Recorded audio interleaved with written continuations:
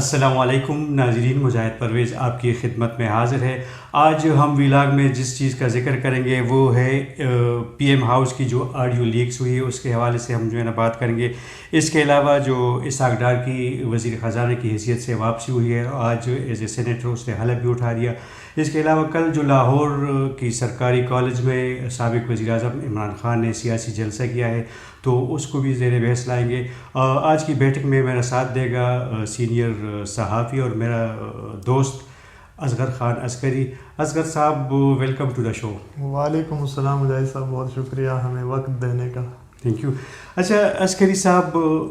یہ جو کل سے مطلب یہ پورے میڈیا پہ وہ شور شرابہ ہے کہ وزیر اعظم ہاؤس کی جو آڈیو لیکس ہوئی ہے، اور وہ بھی مطلب کال لیکس نہیں ہے، جو ان کی میٹنگز ہے اور جو ڈسکشن ہے اس کی لیکس آڈیو لیکس ہوئی ہے، تو کس نظر سے دیکھتے ہیں؟ مطلب ساری میڈیا پہ تو اس چیز کو وہ جو ہے نا زیر بحث لے کے آتے کہ فلاں نے یہ کہا، اس نے یہ کہا، یہ کیا، اور کوئی اس طرف توجہ دیتا ہی نہیں کہ مطلب اس لیول کی جو وہاں پہ سیکیورٹی ڈسکشن ہو سکتی ہے، وہاں کی ڈیفنس کے حوالے سے ڈسکشن ہو سکتی ہے، لیکن اس طرف توجہ کوئی نہیں دیتا کہ یہ کیوں ہوا ہے، کس نے کیا ہے۔ تو اس حوالے سے آپ کیا کہیں گے؟ شکریہ مجاہد۔ سب سے پہلی بات تو یہ ہے کہ یہ اس طرح کے خصوصاً پرائم منسٹر ہاؤس ہو گیا، پریزیڈنٹ ہاؤس ہو گیا، یہاں سے کسی بھی چیز کا لیک ہو جانا، یہاں سے کسی بھی چیز کا باہر آنا ایک بہت ہی حساس معاملہ ہے، اور میرے خیال میں پاکستان کے اندر بھی اگر ہم دیکھیں تو اس معاملے کے اوپر ابھی تک حکومت کی طرف سے جو رد عمل ہے یا حکومت کا جو طرز عمل ہے وہ ایک سنجیدہ طرز عمل نہیں ہے، اور وہ ایک سنجیدہ رد عمل بھی نہیں ہے۔ حالانکہ سرکار کو چاہیے تھا کہ وہ اس معاملے کو سنجیدگی سے لے لیتا، اور ان کی خصوصی طور پر ہمارے جو وزارت داخلہ ہے یا ہمارے جو سیکیورٹی ایجنسیز ہے، ان کو اس باقی اپنے جو تمام شیڈول کے معاملات ہیں اس کو پوسٹ پون کرنا چاہیے تھا، اور اسی پر ان کو فوکس کرنا چاہیے تھا، کیونکہ پرائم منسٹر ہاؤس کے اندر، پریزیڈنٹ ہاؤس کے اندر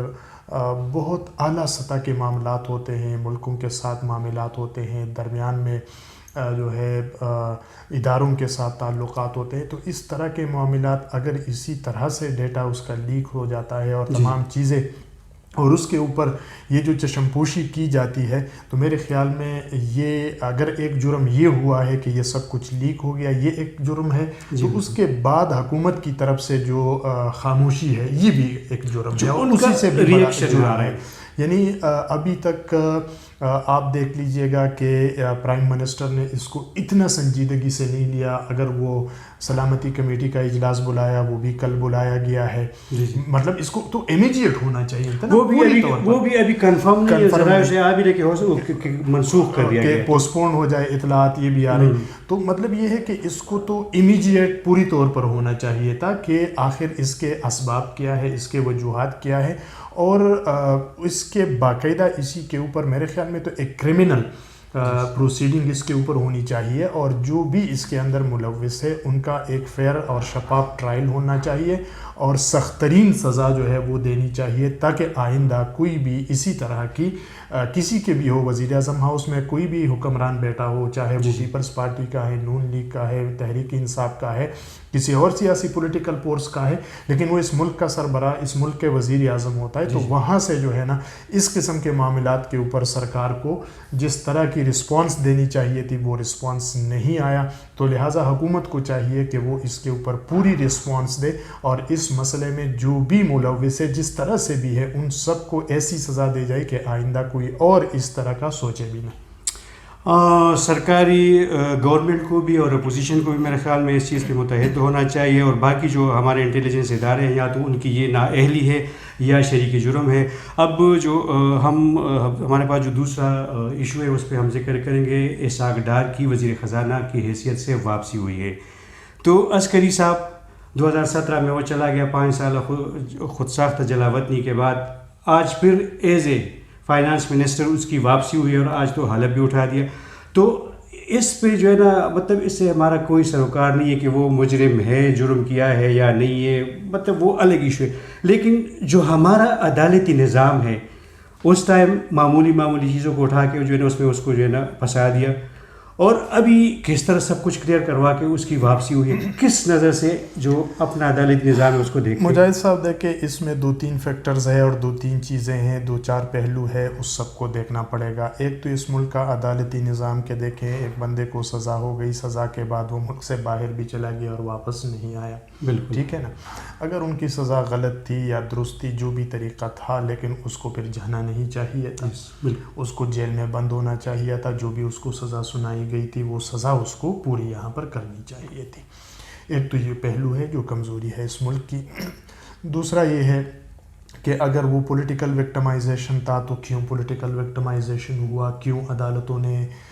سیاسی بنیادوں کو جو ہے اس کو بنیاد بنا کر ان کو مقدمے بنائے اور ان کے اوپر جو ہے وہ سزا ان کو دے دی۔ تیسری بات یہ ہے کہ اب ان کا واپس آنا یہ ایک اور ڈرامائی صورتحال ہے، اور یہ بھی عدالتوں کے اوپر اور مقدمات کے اوپر پھر اس کا انحصار ہے کہ آیا آج جو ہے پھر وہ بندہ 1-2 دن میں اس کے تمام چیزیں ختم ہو جاتی ہے، اور 5 سالوں میں جو نہیں ہو چکا ہوتا ہے وہ جو ہے آن کے آن میں وہ ساری مطلب ناقابل ضمانت وارنٹ گرفتاری جاری ہوئے۔ جی، تو یہ سوال ہے۔ اور چوتھا جو اس کا پہلو ہے وہ خود ہمارے سیاسی نظام کے بھی ہے، اور ہمارے جو حکمران ہیں ان کے اوپر بھی سوال یا نشان ہے کہ یہ تو اسحاق ڈار تھے، 5 سال جو ہے وہ ملک سے باہر چلے گئے تھے، لیکن اس اسحاق ڈار نے تو پوری عمر اس دنیا میں رہنا نہیں ہے، ایک دن تو اس نے مرنا بھی ہے۔ تو ایک اتنی بڑی سیاسی جماعت کے جو 3 مرتبہ نواز شریف صاحب ملک کے وزیر اعظم رہے،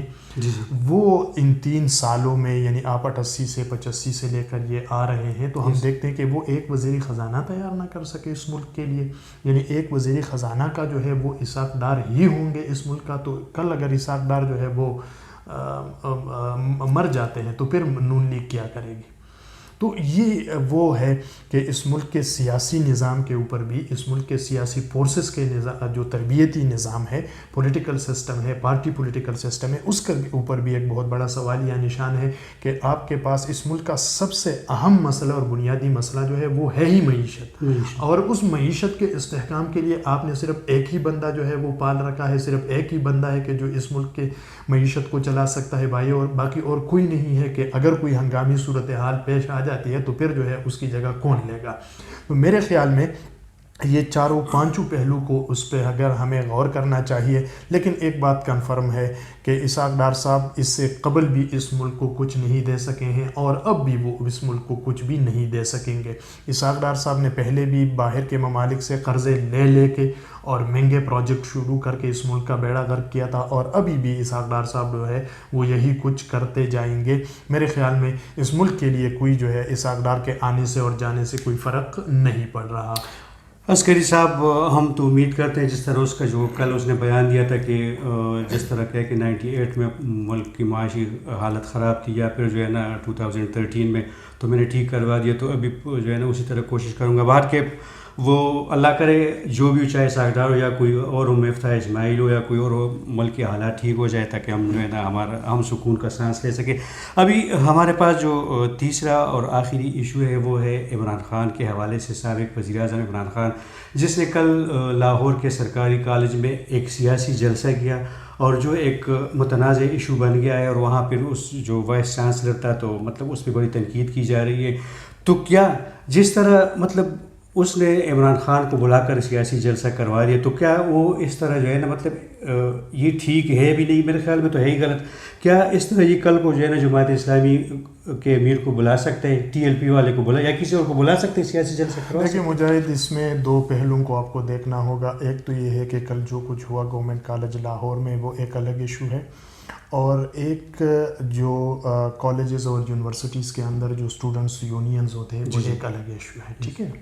تو دونوں کو ہم نے خلط ملط نہیں کرنا ہے۔ کل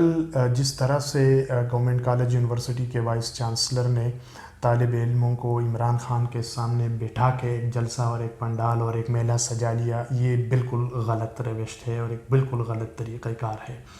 اور اس کے اوپر وائس چانسلر کسی بھی طرح سے کوئی بھی معافی کے جو ہے وہ لائق نہیں ہے، اور ان کو بالکل، میری تو ذاتی رائے یہ ہے کہ اس کو ایک جبری ریٹائرمنٹ، اور وہ ریٹائرمنٹ ایسی ہے کہ اس کو کچھ مراعات وغیرہ نہ ملے، پینشن وغیرہ یا جو کچھ نہ ملے، تاکہ آئندہ دیکھیں جب تک ہم سزا اور جزا کا نظام مضبوط نہیں کریں گے تو پھر یہی ہوگا جو اس اقدار ہمارے ساتھ کر رہا ہے، کبھی آ رہا ہے کبھی جا رہا ہے. بالکل. تو یہ راستہ کھل جائے گا. ایک تو یہ پرسپیکٹیو یعنی ایک پہلو تو یہ ہے.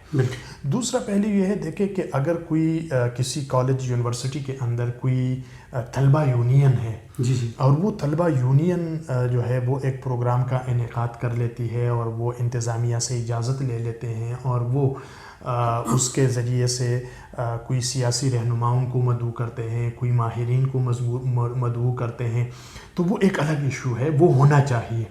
مثال کے طور پر اس وقت ایک سیاسی عدم استحکام ہے ملک کے اندر. گورنمنٹ کالج یونیورسٹی کی طلبہ یونین کی خواہش ہے کہ وہ چاہتے ہیں کہ یہ ملک کے اندر یہ سیاسی عدم استحکام ختم ہو اور ملک سیاسی استحکام کی طرف جائے. تو اس کے لیے اگر وہ ایک محفل کا انعقاد کرتے ہیں اور اس میں وہ عمران خان صاحب کو بھی بلا لیتے ہیں، نون لیگ کو بھی بلا لیتے ہیں، پیپلز پارٹی کو بھی بلا لیتے ہیں، جماعت اسلامی کو بھی بلا لیتے ہیں، تاکہ وہاں ایک ڈیبیٹ ہو کہ اس ملک کے مسئلے ایشو رکھ دے کہ اس کے حل کہ یہ مسئلہ ہے، اس مسئلے کا حل کیا ہے. تو یہ ایک صحت مند سرگرمی ہے، اس کو ہونا چاہیے. بالکل. لیکن جس طریقے سے کل یک طرفہ ٹریفک چلایا گیا ہے، اس یک طرفہ ٹریفک کو بالکل نہیں ہونا چاہیے، اس کو بند ہونا چاہیے. اور جس بندے نے کیا ہے، وائس چانسلر نے، وی سی نے، اس کے ساتھ تو وہ کسی بھی طرح کے رعایت کے جو ہے وہ مستحق نہیں ہے، چاہے وہ عمران خان کے لیے کرے چاہے وہ کسی اور کے لیے کرے. تو یہ طریقہ جو ہے نا یہ درست نہیں ہے.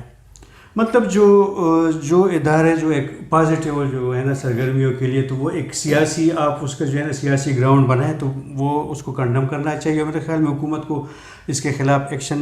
لینا چاہیے.